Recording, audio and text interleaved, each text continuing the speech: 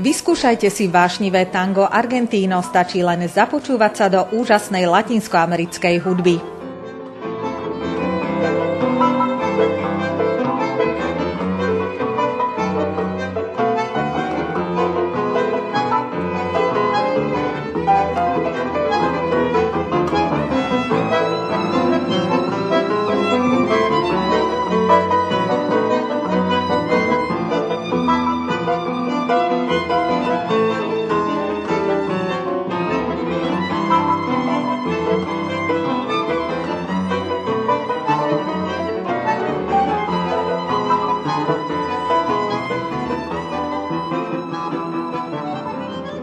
Do vášnivej, ale aj nostalgickej a melancholickej hudby Astora Piazzolu sa mohli započúvať diváci na koncerte Ladislava Fančoviča a jeho kapely Pork Tango v Empírovom divadle 15. mája. K tangu patrí predovšetkým hudba, dobrá atmosféra, dobré argentínske víno, dobrí tanečníci a dobrý tanečný parket.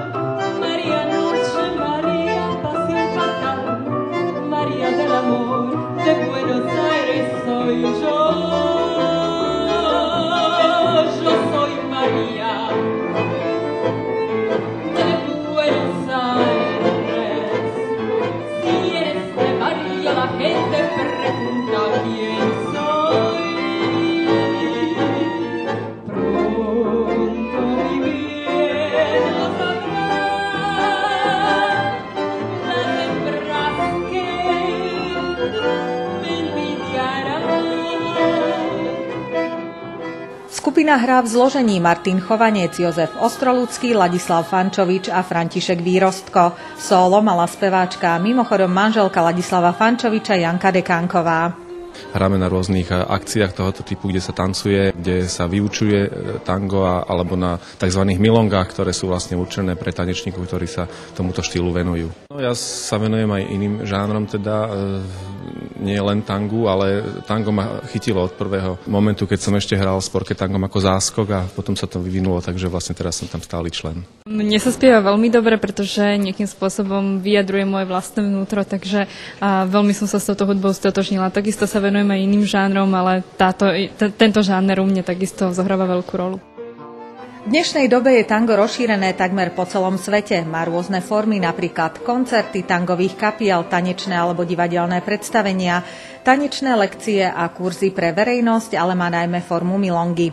Milonga je ľudový tanec pochádzajúci z Argentíny. Je podobný argentínskemu tangu, ale je rýchlejší a rytmickejší. Najviac asi sa tango na Slovensku vyskytuje v Bratislave. Je tam niekoľko tanečných škôl, ktoré sa tomuto štýlu venujú a ako som aj hovoril, sú tam rôzne akcie zamerané na tento druh hudby. Je to určitým spôsobom spájanie rôznych kultúr, pretože samozrejme, keď niekto je s pôvodom Slovák, určite do tej hudby vloží aj niečo to svoje. Nie sme, nikto z nás nie je rodený Argentínec, samozrejme, ale myslím si, že veľmi, veľmi sme náturou blízky Argentíncom. Koľkokrát stretávame Argentíncov priamo na tých milongách, ktoré spomínal Lacko, alebo na koncertoch a sami nám hovoria, že je to vynikajúco zvládnuté, že tá interpretácia je naozaj veľmi, veľmi blízka práve naturelu Argentíncov, takže myslím si, že aj tie národy ako také majú spolu veľa spoločného.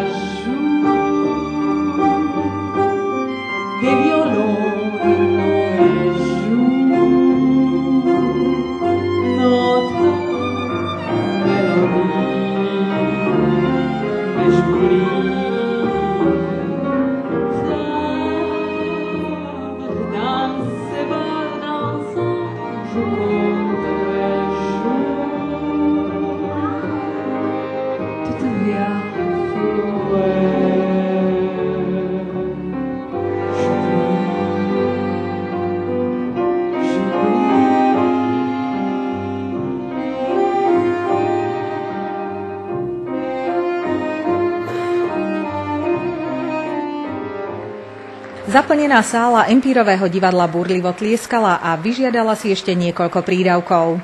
Priznám sa, že sme začali chodiť na lekcie tanga pred nejakým časom, ale práve z nedostatku času sme to hneď aj nechali, takže teraz, čo sa týka mňa, tak ja vo voľnom čase sa venujem športu, behaniu, bicyklovaniu, plávaniu, takže to je asi také hlavné moje hobby.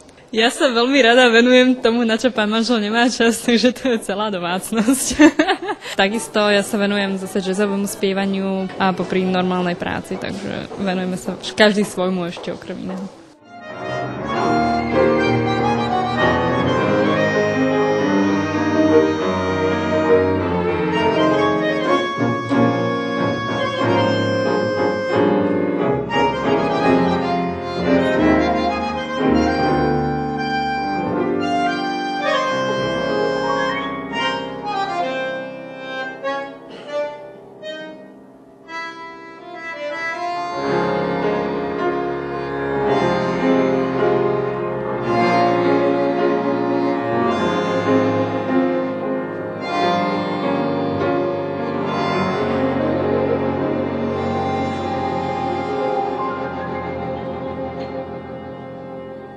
Koncert sa uskutočnil v spolupráci občianskeho združenia Ex Libris ad personam Hlohovec a Mestského kultúrneho centra v Hlohovci.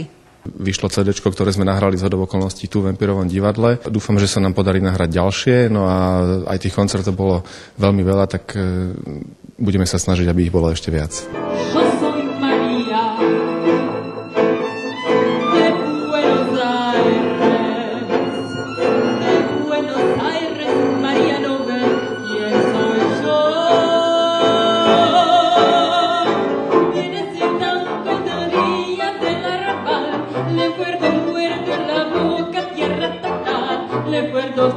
De flor que yo tengo en mi ser. Siempre me digo, dale María, cuando un misterio me viene trepando en la voz. Y canto un canto que nadie jamás cantó, y sueño un sueño que nadie jamás soñó, porque al mañana estoy con el ayer.